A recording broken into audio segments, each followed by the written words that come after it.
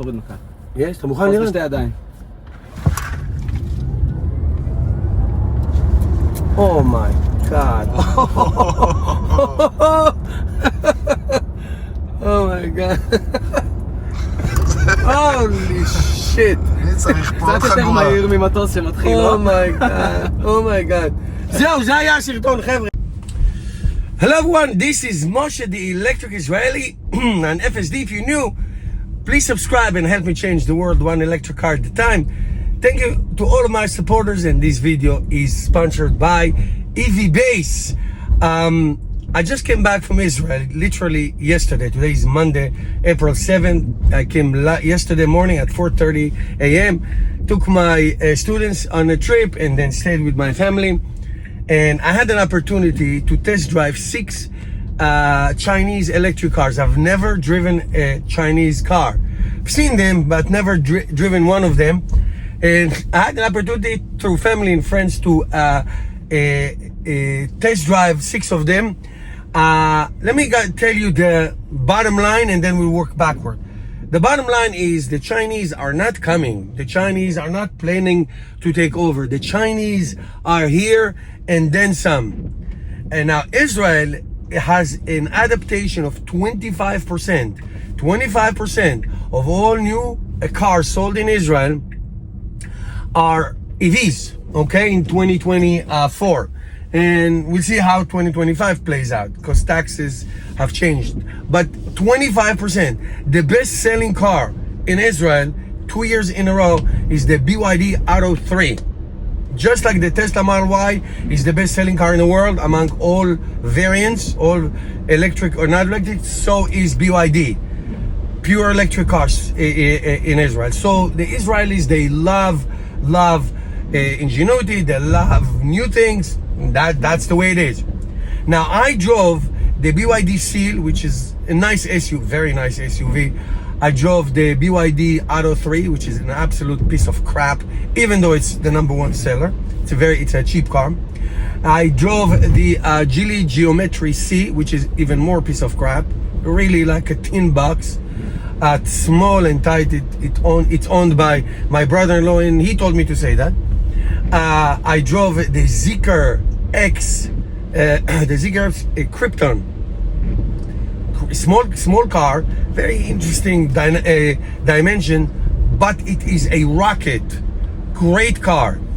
I drove the Xpeng G9, which is a copy-paste of the Tesla Model 3. Fantastic car. I drove the Xpeng G9. Big, huge, reminds me of those big Rivians, of those big, not Escalade, Chevy Escalades, but like, let's say the, the Rivian, the Rivian SUV will be the best equivalent. Really big car, really big car. And they're good. Like I said, first of all, there are probably 30 variants, 30 different companies who sell, Chinese companies who sell electric cars in Israel. 30, okay? BYD by itself has 40 variants. Now, of course, they sell in Israel 2 or 3, but there are so many. Some of them are crap, absolute shoebox, I call them, made out of tin. And some of them are really good, like the BYD Seal U, by the way, if I didn't say that. There's BYD Seal, which is sedan. CU, it's a big, comfortable, premium material, great visibility, excellent for family of 5, like 3 children in the back. Wonderful. The Geely Geometry C and the BYD Auto 3, it's junk. I call it the button maven, okay? Buttons all over the place. The Xpeng G6, wonderful, amazing, good range. I would say 500 kilometers. The BYD Auto 3 about 350 kilometers. The Geely Geometry has good range, 420, 430 kilometers. When I said the range, it's the real world range, not the rated range. I don't care about that. The Xpeng, they have 3 versions, about 500-ish, 520 kilometers. And the Xpeng G9, which is a very big car, it has a big battery, I think 87 kilowatt hour. It has, I don't know, maybe 480 kilometers.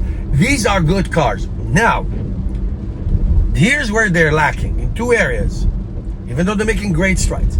First of all, in order to operate let's say the autopilot, the lane keep assist, not only the lane keep assist, forget the lane keep assist, the adaptive cruise control that keeps you in the lane, you need about a PhD. You know, if you drive a Tesla like I am right now, you know, 1, 2, now in the new Tesla Model Y, which I just got, my wife picked it up, I didn't even have a chance to drive it. You know, you just press that button or whatever. It's so simple. So it's still complicated, convoluted. I mean, the other three, I'm still picking on it. It's an absolutely spaghetti and meatballs of complexity. Okay, so it's not intuitive. They're not so intuitive. The Zeekr was very nice, I have to say. I drove 0 to 60 like 3.8 seconds. It's really a rocket. So the others, their pickup is good, but not as good as Tesla. And also their but that's easy to fix. The complexity of how to operate stuff, because there's so many buttons and screens and double screens, it's just not simple. So that's number one. Number two, their lane keep assist and their adaptive cruise control is not good. It's actually dangerous. And who told me that? The Zeekr owner, you know, a friend of my brother-in-law. It's not that good. Not good at all. Because it's just not, let's say, give me an example. So there was a truck parked on the side, like halfway on the road and halfway on the side.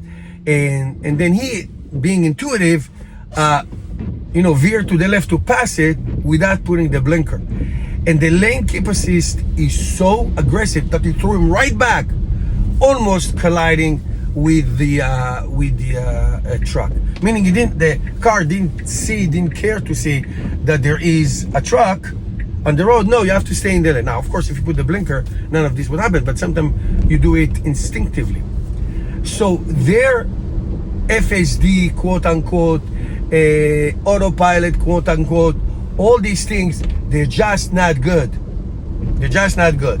But, you know, the Chinese, they're going to copy and they're going to do better. So bringing me to the point, the American, except for Tesla, the American and the Europeans are so far behind. And I drove so many, and the Japanese are the worst. Toyota is the absolute worst. So the Americans and the Europeans and the Japanese are horrible. Korean, Hyundai and Kia, not that bad. No wonder these tariff wars on cars to the United States. If the Chinese come to the United States, except for Tesla, nobody will stay. Nobody will survive. None. Ford, GM, the others, they're gone. Including the Japanese manufacturers who sells cars in the United States, like Nissan and others. They will be dead. How do I know? Because that's what's happening to them in Europe, in other places. Tesla is still awesome. It's still amazing. It's still the best. It is. I am telling you. I did drive yesterday the new Model Y. I'm going to make you lots of videos. I'm going to make you. It's still amazing. It's still wonderful. It's still better than every Chinese car that I drove. But not to say that they are bad. The Xpengs are really good. The Zeekr is really good. And I'm sure there are others. The BYD CLU is excellent. Excellent.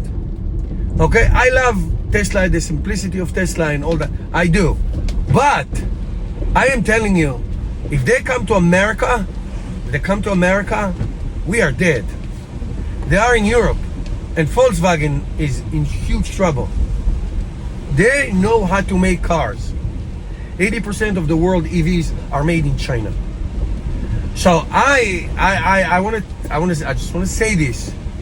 This is an existential threat. I can see why Trump and the government wants to doing what they're doing. I'm not going to get to politics, but I'm telling you, there will be no car industry in America if these Chinese companies enter the United States. Hands down, guaranteed. Now Tesla has to work so hard and to keep up. They have to keep up with Tesla. That, you know, those in America, those Americans who burn Tesla cars and put swastikas on them and do what they do, they're just fucking assholes. Assholes. This is an American ingenuity. 90% of it is made in America. But that's that's for another story for another time. I'll make another video about that later on this week. Thank you guys for watching.